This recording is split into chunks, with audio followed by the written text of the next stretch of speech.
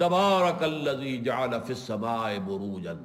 اب یہ بروج کیا ہے آسمان میں، ہماری سائنس وہاں تک نہیں پہنچی۔ کوئی نمایاں اور اہم مقامات ہیں کہ جہاں پر کوئی بڑے پہرے ہیں، جیسے کہ بعض صورتوں میں ہمیں معلوم ہوتا ہے، لیکن بہرحال اس کی اصل حقیقت سے ہم ابھی واقف نہیں۔ لیکن اس کے بعد فرمایا وَجَعَلَ فِيهَا سِرَاجًا وَقَمَرًا مُنِيرًا، اس میں سورج رکھا، لیکن سورج کو چراغ کہا۔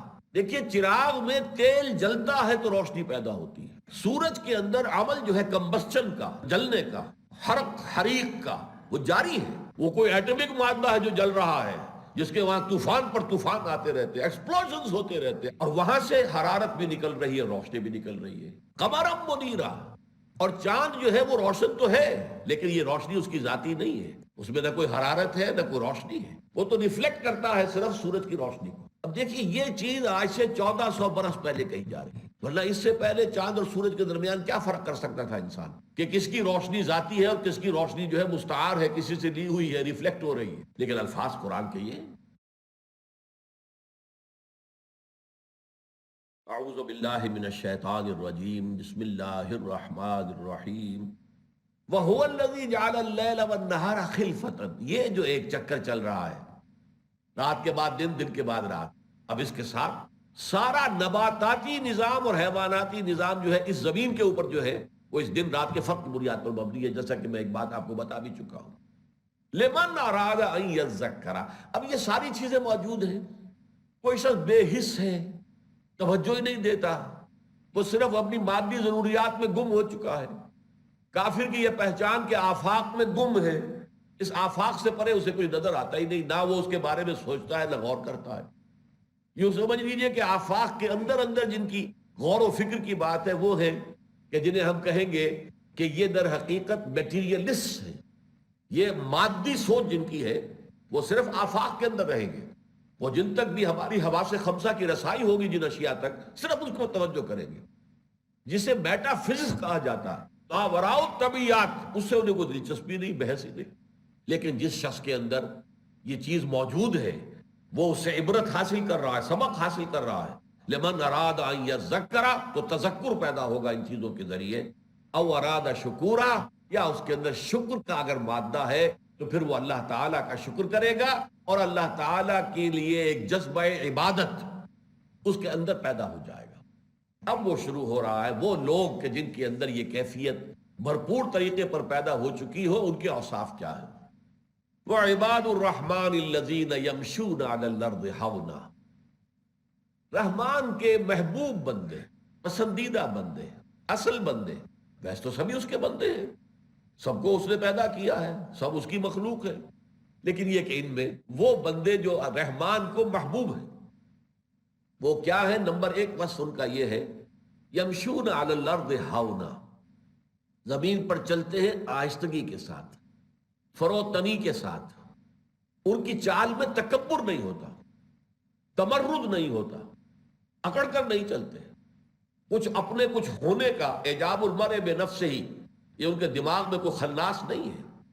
جب انہوں نے جان لیا، اللہ کو پہچان لیا، تو اللہ تعالیٰ کو پہچاننے کے بعد تواضع، اس کے سامنے جھکے رہنا، معلوم ہے کہ میرا ایک مالک ہے، خالق ہے، میں کچھ بھی نہیں ہوں، میں کچھ کر ہی نہیں سکتا جب تک کہ اس کا اذن نہ ہو، مجھ پر کوئی شے وارد نہیں ہو سکتی، سورہ تغابن کے مضامین دہرا رہا ہوں، جب تک کہ اس کا اذن نہ ہو۔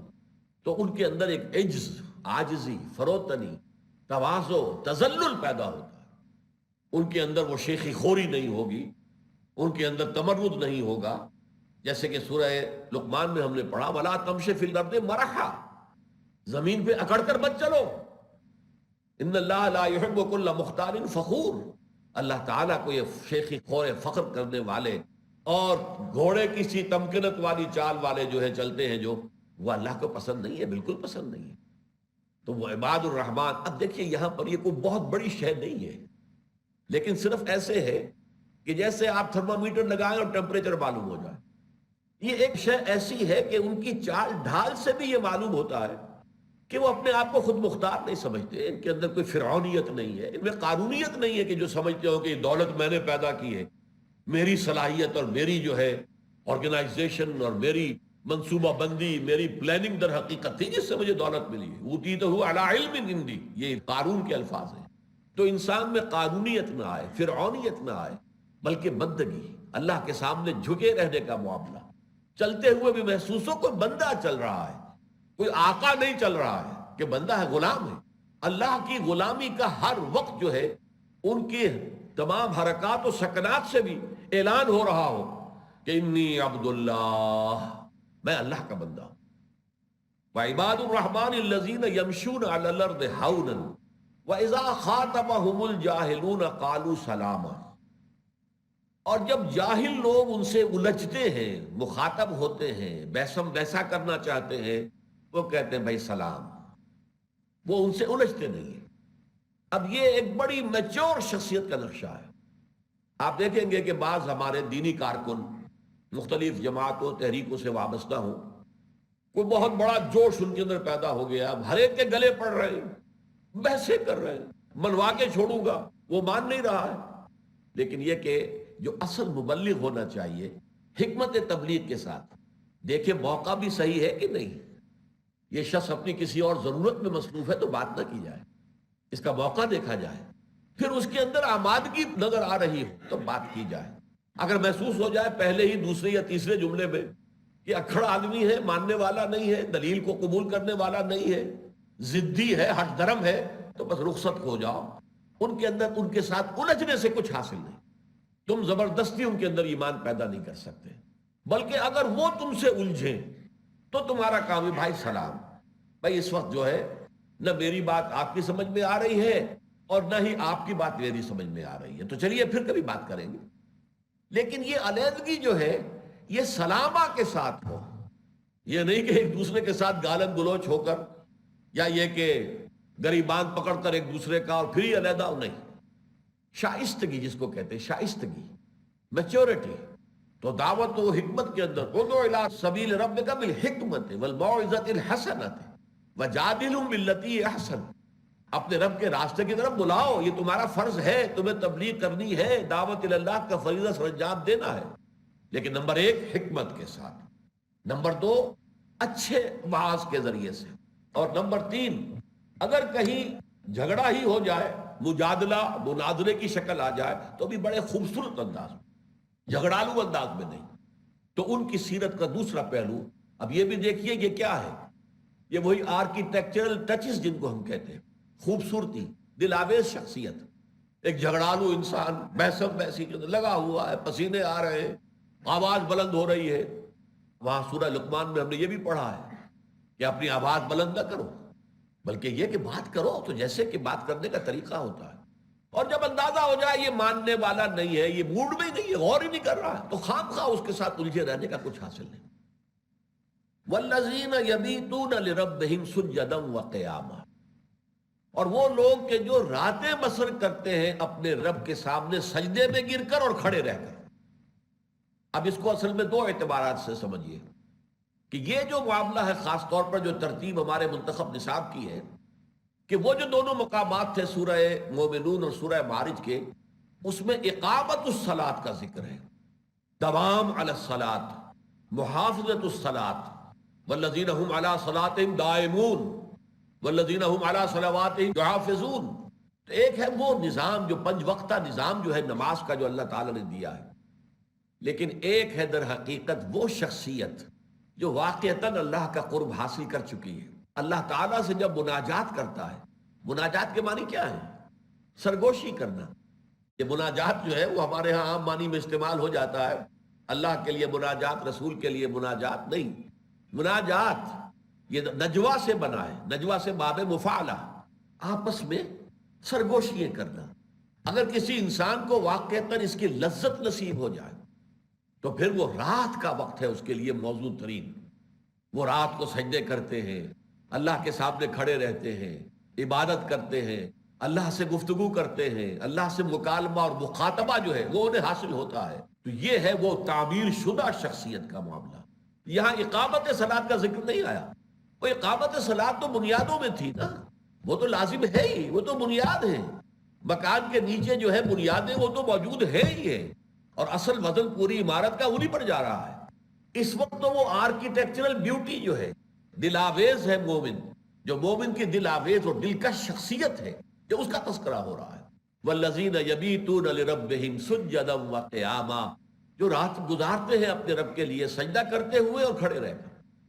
البتہ اس میں ایک دوسرا پہلو بھی نوٹ کیجئے کہ در حقیقت یہ سورہ فرقان سے ان مکی صورتوں کے دو گروپوں کا آغاز ہو رہا ہے جو نبی اکرم صلی اللہ علیہ وسلم پر جو قیام مکہ کا 12 سال کا عرصہ ہے اس کے درمیانی عرصے میں نازل ہوئی ہیں، سن 5 نبوی سے لے کر سن 8 نبوی تک۔ اس سے پہلے کی جتنی مکی صورتیں ہیں اکثر و بیشتر سوائے ایک آدھ اس میں ایکسیپشن ہے، وہ سب آخری دور میں نازل ہوئی ہیں مکہ مکرمہ کے، یعنی سن 8 سے اور سن 12 تک۔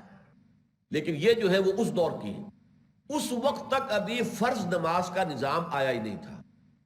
فرض نماز کا نظام جو ہے 5 وقتہ نماز کا، وہ سن 11 نبوی میں آیا ہے، ہجرت سے 1-1.5 سال 2 سال قبل، جبکہ آپ کو معراج حاصل ہوا اور اس معراج میں یہ نمازیں فرض کی گئی۔ اس کے بعد آیا وہ سورہ بنی اسرائیل کا زمانہ نزول ہے، اقم الصلاۃ لدلوک الشمس الی غسق اللیل وقرآن الفجر۔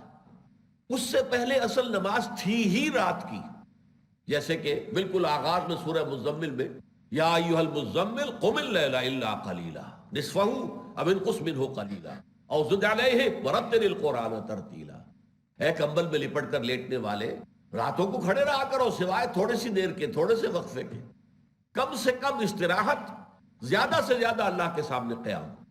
اور قیام سے مراد وہاں صرف قیام نہیں ہے، نماز ہے۔ قیام بھی نماز کا ایک رکن ہے، رکوع بھی اس کا رکن ہے، سجود بھی رکن ہے۔ وہاں صرف قیام کا لفظ استعمال کیا، یہاں قیام کا اور سجدے کا۔ والذین یبیتون لربہم سجدا وقیاما، اور وہ لوگ کہ جو راتیں بسر کرتے ہیں اپنے رب کے ساتھ سجدہ کرتے ہوئے یا قیام کرتے ہوئے۔ مشفق متعطف والذین یقولون ربنا اصرف عنا عذاب جہنم، اور وہ لوگ جو کہتے رہتے ہیں اس سب کے باوجود، شخصیت کی پوری تعمیر کر لینے کے باوجود جہنم کے خوف سے آزاد نہیں ہوتے۔ یہ اچھی طرح سمجھ لیجئے، بڑے سے بڑا نیک آدمی ہو، بڑے سے بڑا ولی اللہ ہو، یہاں تک کہ بڑے سے بڑے صحابی، وہ بھی جہنم کے خوف سے آزاد نہیں تھے۔ حضرت عمر کے بارے میں آتا ہے رضی اللہ تعالیٰ عنہ، جب انتقال کا وقت آیا ہے تو آپ پر بڑی اضطراب کی کیفیت تھی، بہت اضطراب، بہت بے چین۔ حضرت عبداللہ ابن عمر صاحبزادے ہیں رضی اللہ تعالیٰ عنہ، انہوں نے اپنے زانو پر اپنے والد کا سر رکھا اور عرض کیا کہ آپ کیوں اتنے پریشان ہیں؟ آپ کے لیے تو اللہ تعالیٰ کے ہاں اونچے سے اونچے درجات ہیں۔ فرمایا خدا کی قسم اگر میں برابر سرابر پر چھوٹ گیا تو بہت بڑی کامیابی سمجھوں گا، تم کہاں مجھے اونچے درجوں کی باتیں بتا رہے ہو؟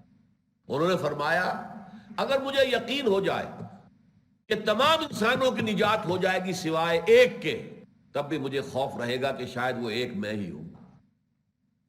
اور اگر مجھے یقین ہو جائے، یعنی اس خوف کے ساتھ ساتھ رجا بھی، ما بین الخوف والرجا، خوف بھی رہے اور امید بھی رہے، اللہ تعالیٰ کی رحمت سے، اللہ تعالیٰ کی شان غفاری سے، اللہ تعالیٰ کی ستاری سے، اللہ تعالیٰ کے رؤوف الرحیم ہونے کے حوالے سے امید بھی رہے۔ فرمایا کہ اگر مجھے یہ بتا دیا جائے تمام انسان جہنم میں جائیں گے سوائے ایک کے، تب بھی میں یہ توقع رکھوں گا کہ شاید وہ ایک میں ہی ہوں۔ ان دونوں کے مابین انسان کا معاملہ ہونا چاہیے۔ لہذا ان لوگوں کی کیفیت یہ ہے، اور اس میں خاص طور پر یہ نقطہ پیش نظر رہے، جن لوگوں کو کچھ خیر کی توفیق مل جاتی ہے، ان پر شیطان کا سب سے بڑا وار کیا ہوتا ہے؟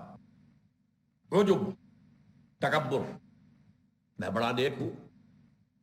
اور وہ جو بھی گناہ گار ہیں انہیں دیکھتے ہیں بنظر استحقار، حقارت کے ساتھ، جیسے کوئی بہت اونچائی پر بیٹھا ہوا ہے کسی نیچے انسان کو دیکھ رہا ہے۔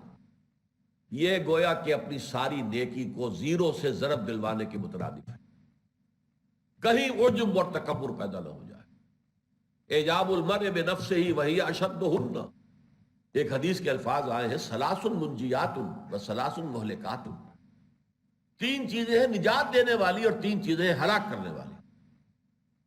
نجات دینے والی چیزیں فتقوی اللہ فی السر والعلانیہ، اللہ کا تقوی ہر کھلی اور چھپی حالت کے اندر، چاہے تخلیے میں ہو چاہے کئی لوگوں کے درمیان ہو، تقوی رہے۔ اور اسی طریقے سے وقول الحق فی الغضب والرضا، چاہے کسی سے راضی ہو یا ناراض، بات حق کی کہیں، عدل کی کہیں. والقصد فی الفقر والغنا، وہ آگے آ جائے گا. والثلاث مہلکات، تین چیزیں مہلک ہیں، ہلاک کر دینے والی. وہ کیا ہے؟ فاما المہلکات فہوى متبع، ہوائے نفس، نفس کی خواہش، ایڈ اینڈ لبیڈو، اس کا جو تقاضا آئے اس کی پیروی کر رہا ہے انسان، اس کے پیچھے چلا جا رہا ہے، ہلاک کرنے والی شے. والشح المطاع، اور دل میں مال کی محبت اتنی ہے کہ اسی کو لے کر بیٹھا ہوا ہے، اسی کا پیچھا کر رہا ہے. اس کی زندگی میں بس ایک ہی قدر ہے، ایک ہی ویلیو ہے کہ دولت سمیٹ لے جتنی سمیٹنی ہو.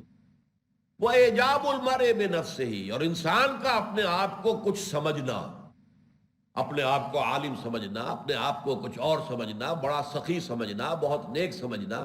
اعجاب المرء بنفسہ وہی اشدہن، تینوں مہلکات میں سب سے زیادہ شدید یہ ہے، سب سے زیادہ مہلک شے یہ. تو فرمایا والذین یقولون، وہ لوگ کہ جو کہتے رہتے ہیں ربنا اصرف عنا عذاب جہنم، اے رب ہمارے پھیر دے ہم سے جہنم کے عذاب، اس رخ کو ہم سے پھیر دے، ہم سے دور کر دے، پروردگار ہمیں اس سے بچا لے. ان عذابہا کان غراما، یقیناً اس جہنم کا عذاب جو ہے وہ تو بہت چمٹ دینے والی شے ہے، چمٹ جاتی ہے، پھر اس سے نجات پانے کی کوئی شکل نہیں. نہ موت جو ہے چھٹکارا دلا سکے گی. وہاں تو یہ ہے کہ انسان وہ جب جہنم میں داخل ہو جائیں گے ہر لحظہ موت مانگیں گے، لیکن موت نہیں ملے گی.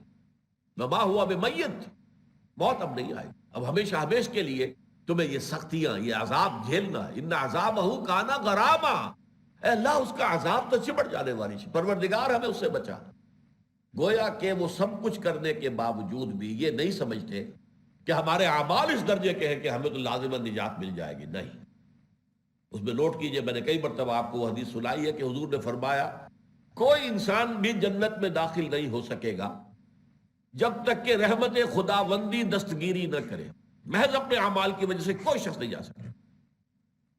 اب یہ در حقیقت ایسا کیٹیگوریکل سٹیٹمنٹ تھا کہ اس پر کسی صحابی نے پوچھ لیا حضور کیا آپ بھی محض اپنے عمل کی بنیاد پر جنت میں داخل نہیں ہوں گے؟ فرمایا ہاں میں بھی. الا ان یتغمدنی ربی برحمت، میں بھی جنت میں داخل نہیں ہو سکوں گا الا یہ کہ اللہ تعالی میرا رب مجھے ڈھانپ لے، اپنی رحمت کی چادر میں مجھے چھپا لے، اپنی رحمت کی چادر مجھے اڑا دے. اگر یہ نہ ہوا تو میں بھی جنت میں داخل نہیں ہو سکوں گا. یہ احساس رہے تو ظاہر بات ہے کون ہوگا جسے اپنی نیکی کا غرہ پیدا ہو جائے، اپنی عبادت گزاری کا، اپنے علم کا، اپنے زہد کا، اپنے تقوی کا. ختم نہیں. جس کو ہو گیا معلوم ہوا کہ شیطان کا بھرپور وار اس پر ہو گیا کہ ساری زندگی کی محنت اور مشقت جو اس نے کی تھی وہ اکارت گئی.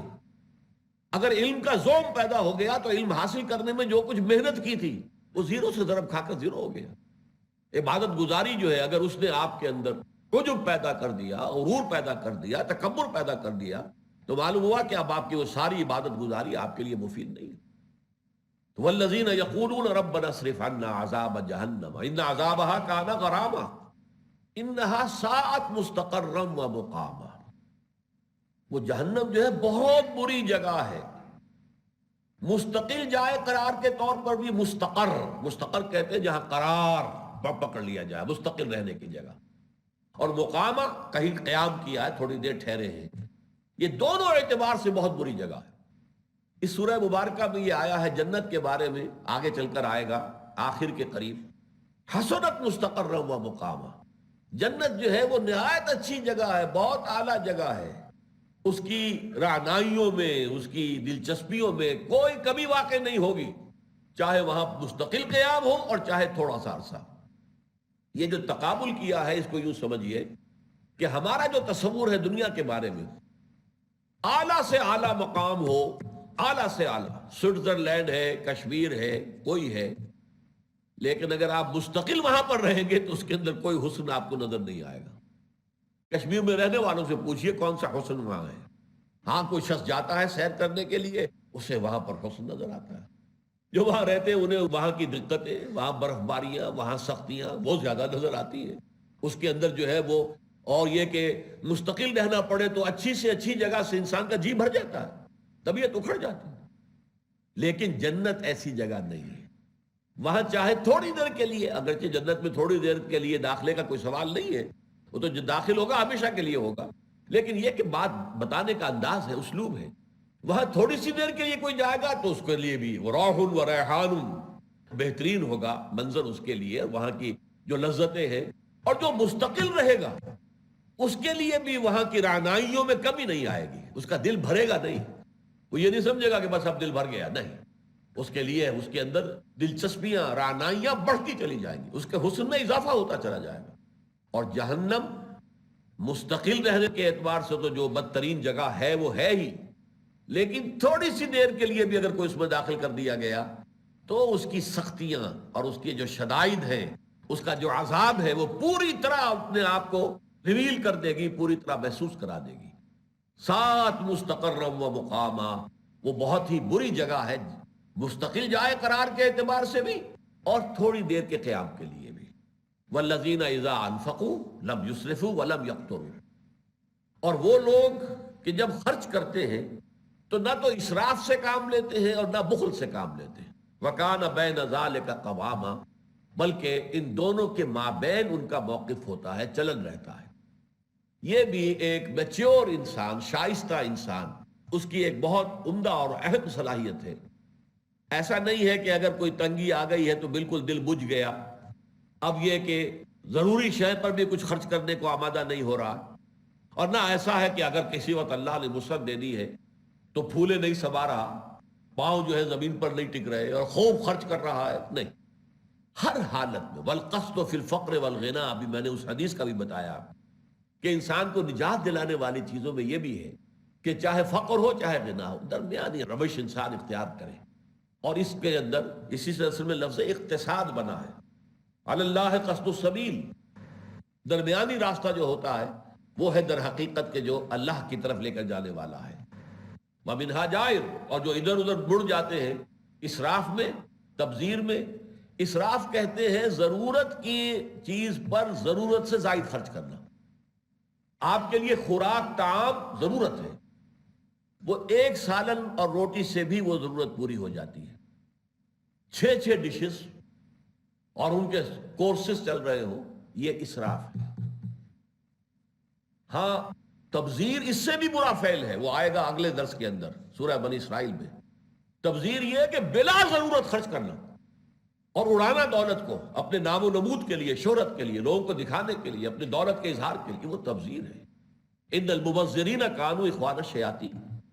باقی فرمایا گیا کہ کھاؤ، کلو واشربوا ولا تسرفوا، کھاؤ پیو، یہ تمہاری ضرورت ہے، لیکن اسراف مت کرو، ضرورت پر ضرورت سے زائد خرچ مت کرو، جس سے ضرورت پوری ہو جائے۔ ما قل و کفا خیر مما کثر و الہا، حضور نے فرمایا جو چیز کم ہو لیکن ضرورت پوری ہو جائے، کفایت کر جائے، وہ بہتر ہے اس سے کہ جو بہت زیادہ ہو لیکن اللہ سے غافل کر دے۔ یہ ہے ان کی سیرت کی تعمیر شدہ شخصیت بندہ مومن کا ایک اہم وصف۔ مشفق متعطف نحمده ونصلي على رسوله الكريم، اما بعد فقد قال الله تبارك وتعالى كما ورد في آخر سورة الفرقان: اعوذ باللہ من الشیطان الرجیم، بسم اللہ الرحمن الرحیم، والذین لا يدعون مع اللہ الہا آخر ولا يقتلون النفس التي حرم اللہ الا بالحق ولا يزنون ومن يفعل ذلك يلقى أثاما يضاعف له العذاب يوم القيامة ويخلد فيه مهانا إلا من تاب وآمن وعمل عملا صالحا فأولئك يبدل الله سيئاتهم حسنات وكان الله غفورا رحيما ومن تاب وعمل صالحا فإنه يتوب إلى الله متابا رب اشرح لي صدري ويسر لي امري واحلل عقدة من لساني يفقهوا قولي اللهم ربنا الهمنا رشدنا واعذنا من شرور انفسنا اللهم ارنا الحق حقا وارزقنا اتباعه وارنا الباطل باطلا وارزقنا اجتنابه۔ سورۃ الفرقان کے آخری رکوع کے ضمن میں جو 17 آیات پر مشتمل ہے، میں نے عرض کیا تھا کہ پہلی 2 آیتیں اور آخری آیت یہ حکمت ایمان سے تعلق رکھتی ہیں. اس کے بعد کی 5 آیات یہ ایک بندہ مومن کی تعمیر شدہ شخصیت، اس کی سیرت کے کہ وہ جو دل آویزی کے پہلو ہیں، اس کی میچورٹی اور شائستگی کے جو مظاہر ہیں، ان کے بیان پر مشتمل ہے. اب یہ اس رکوع کا جوف آ رہا ہے، اس کا درمیانی حصہ. یہ حکمت دین کے 2 نہایت اہم ایشوز پر بات ہو رہی ہے. پہلی بات یہ کہ اسلام میں جو گناہوں کا تصور ہے، اب آپ کو معلوم ہے کہ اس میں صغائر کا اور کبائر کا فرق ہے. بڑے گناہ، چھوٹے گناہ. چھوٹے گناہ جو ہیں وہ خود بخود بھی دھلتے رہتے ہیں. آدمی جب کوئی نیک کام کرتا ہے، ان الحسنات یذہبن السیئات، تو چھوٹے گناہ جو ہیں وہ خود بخود ان نیکیوں کی وجہ سے زائل ہو جاتے ہیں، ان کے اثرات دھل جاتے ہیں. میں اس وقت اس تعریف میں نہیں جاؤں گا کہ چھوٹے گناہ سے مراد کیا ہے، بڑے گناہ سے مراد کیا ہے. لیکن جو کبائر کہلاتے ہیں، وہ کبائر وہ ہے کہ بغیر توبہ کے ان سے معافی نہیں مل سکتی. یہ کبائر کی تعریف ہے. کبائر کی بھی بڑی طویل فہرست ہے. مثلا نمبر 1، جو فرائض ہیں ان کا ترک کبائر شمار ہوگا. نماز فرض ہے، اس کو چھوڑا ہے تو یہ کبیرہ گناہ. روزہ فرض ہے، اگر اس کو ترک کیا ہے بغیر عذر کے تو یہ بھی کبیرہ گناہ ہو جائے گا. چاہے آپ بعد میں قضا بھی کر رہے ہو، لیکن جب آپ نے چھوڑا ہے، فرض تو تھا رمضان کا روزہ، وہ آپ نے چھوڑا ہے بغیر عذر کے، تو ایک کبیرہ گناہ ہے جس کا کہ در حقیقت بڑی سزا ہے. اسی طریقے سے حج کسی پر واجب ہے، جس کے پاس استطاعت ہے، پیسہ ہے، صحت بھی ہے، جا کر حج کر سکتا ہے. بصورت دیگر پیسہ دے کر حج بدل کرا سکتا ہے، نہیں کرتا تو یہ بہت بڑا کبیرہ گناہ ہے، جس کو سورہ آل عمران میں جہاں حج کی فرضیت کا ذکر آیا ہے وہاں کفر سے تعبیر کیا گیا. وَلِلَّهِ عَلَى النَّاسِ حِجُّ الْبَيْتِ مَنِ اسْتَطَاعَ إِلَيْهِ سَبِيلًا وَمَنْ كَفَرَ. یہ انسانوں کے اوپر اللہ تعالیٰ کا حق ہے، اگر وہ استطاعت رکھتے ہوں تو وہ حج ضرور کرے، اور جو نہیں کرے گا گویا کہ وہ کفر کر رہا ہے. لیکن یہ کہ کبائر جو ہے گناہ، ان گناہوں میں سب سے بڑے گناہ کون سے ہیں، یہ ہے موضوع ان آیتوں کا. اور پھر یہ کہ اگر یہ بھی صادر ہو جائیں، صغائر تو خود بخود زائل ہوتے رہتے ہیں، ان الحسنات یذہبن السیئات، بغیر توبہ کے بھی اللہ معاف کرتا رہتا ہے. لیکن کبائر بغیر توبہ کے معاف نہیں ہوتے. تو کبائر کے اثرات سے بچنے کا راستہ توبہ ہے. تو یہ 2 چیزیں جو ہے ان آیات میں بیان ہو رہی ہیں جو ابھی میں نے تلاوت کی ہے. فرمایا والذین لا یدعون مع اللہ الہا آخر، اور وہ لوگ کہ جو اللہ کے ساتھ کسی اور معبود کو نہیں پکارتے. شرک، یہ یوں سمجھئے کبائر میں سب سے بڑے 3 گناہوں میں سب سے پہلا شرک، اور وہ شرک جلی، اللہ کے سوا کسی اور کو پکارنا. چاہے وہ فرشتہ ہو جسے آپ پکار رہے ہیں، چاہے وہ کوئی نبی ہو اس کا نام لے کر پکار رہے ہیں، چاہے وہ کوئی ولی اللہ ہے، سابق فوت شدہ جو ہے، کوئی اللہ کا بندہ ہے، اس کو پکار رہے. پکار جو ہے، اس لیے کہ میں اس سے پہلے کئی مرتبہ بات آ چکی ہے کہ عبادت کا جوہر دعا ہے. اللہ کے سوا کسی اور کو پکارنا، حالانکہ اللہ کو بھی پکار رہے ہیں. یہ جان لیجئے مکے والے مشرک جو ہے وہ خدا کے منکر نہیں تھے. دعائیں کرتے تھے، اللہم اللہم اللہم اللہم اللہم، دعائیں کرتے تھے، اللہ کو پکارتے تھے. اس سورت کی آخری آیت میں اس کا تذکرہ بھی ہو جائے گا. لیکن یہ ہے کہ اس کے ساتھ وہ لات کو، منات کو، عزا کو، ان کو بھی پکارتے تھے، حبل کو، ان کو بھی پکار رہے. تو یہ ہے در حقیقت جو شرک جلی ہے، جو بالکل نمایاں ہے، ننگا عریاں شرک. اس میں یہ ہے کہ اہم ترین شرک یہ لوگ والذین لا یدعون مع اللہ الہا آخر، وہ موحد ہوتے ہیں مکمل، وہ نہیں پکارتے اللہ کے ساتھ. یہی بات سورہ جن میں آئی ہے، ان المساجد للہ فلا تدعوا مع اللہ احدا. تو مسجدیں جو ہیں اللہ کی عبادت کے لیے جو گھر بنائے گئے وہ بھی اللہ کے لیے ہیں، اللہ کے ہیں.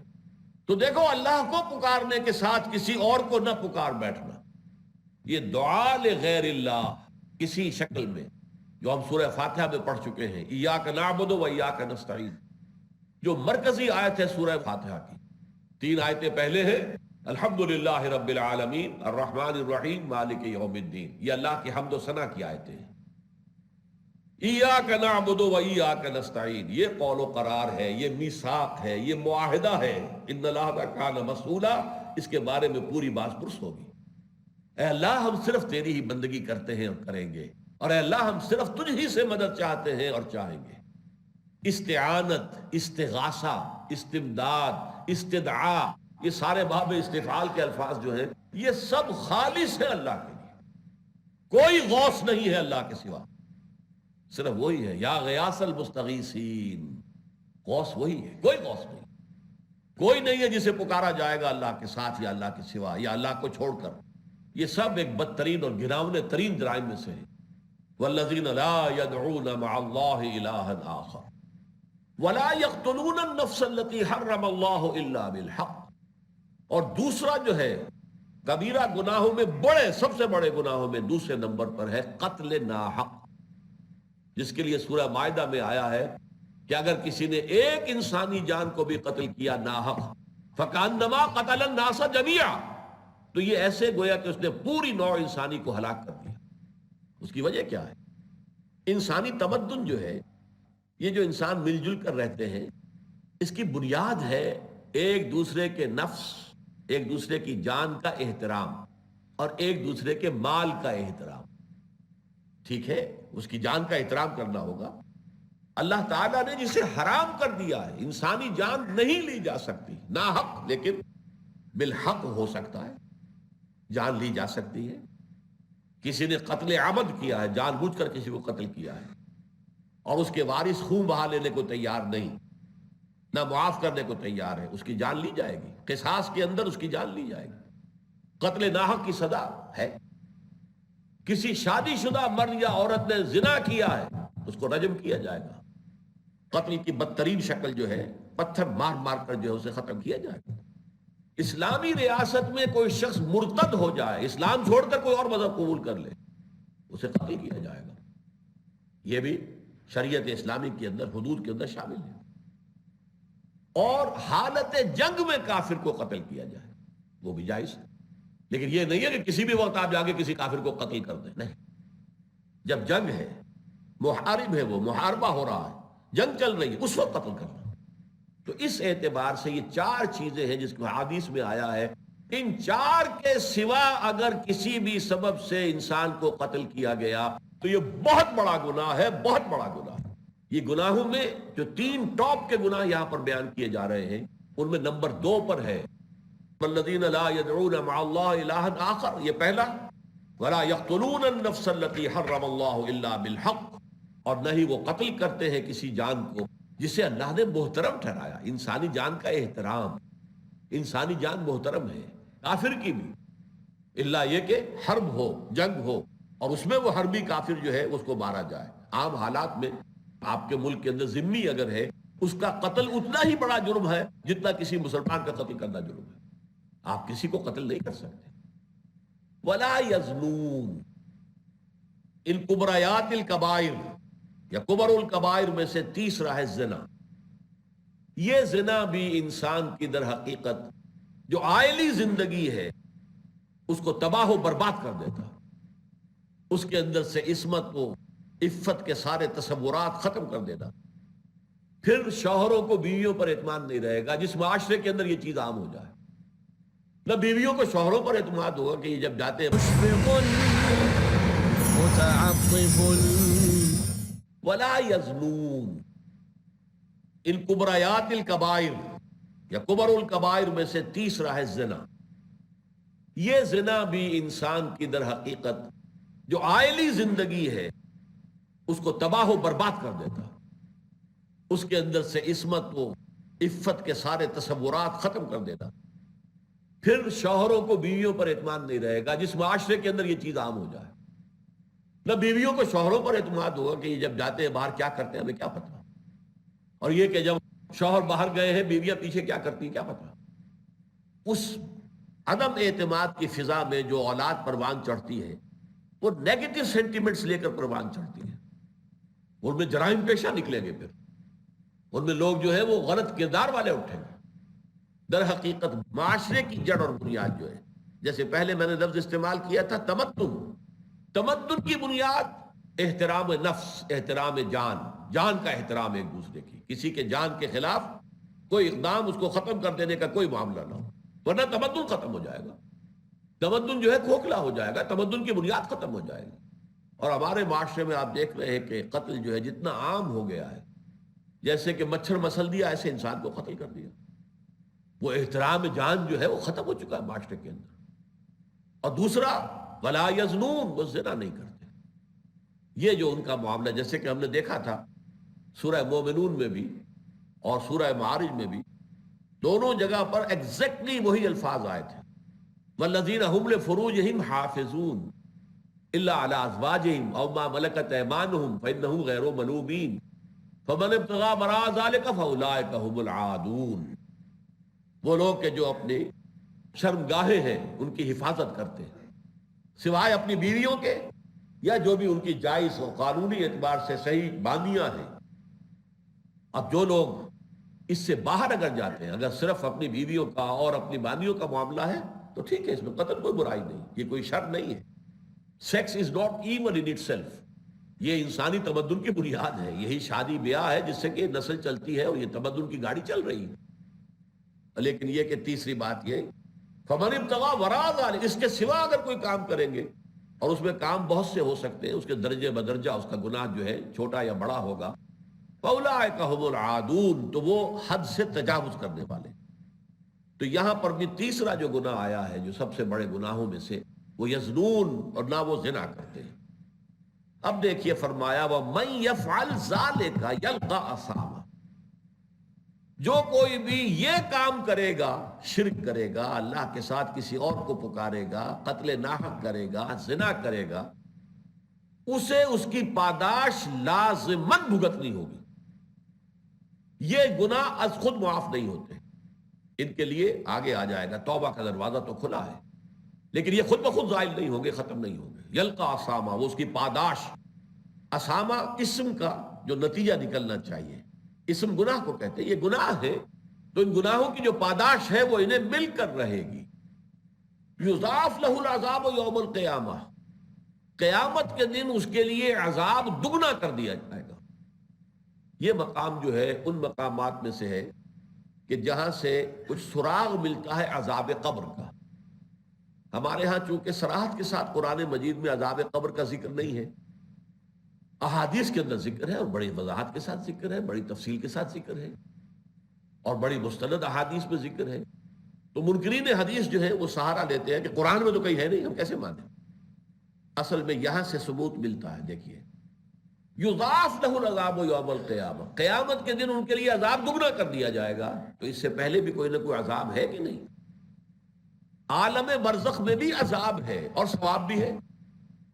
حضور نے فرمایا صلی اللہ علیہ وسلم کہ قبر جو ہے کسی انسان کی، وہ یا جہنم کے گڑھوں میں سے ایک گڑھا ہے اور یا جنت کے باغیچوں میں سے ایک باغیچہ ہے۔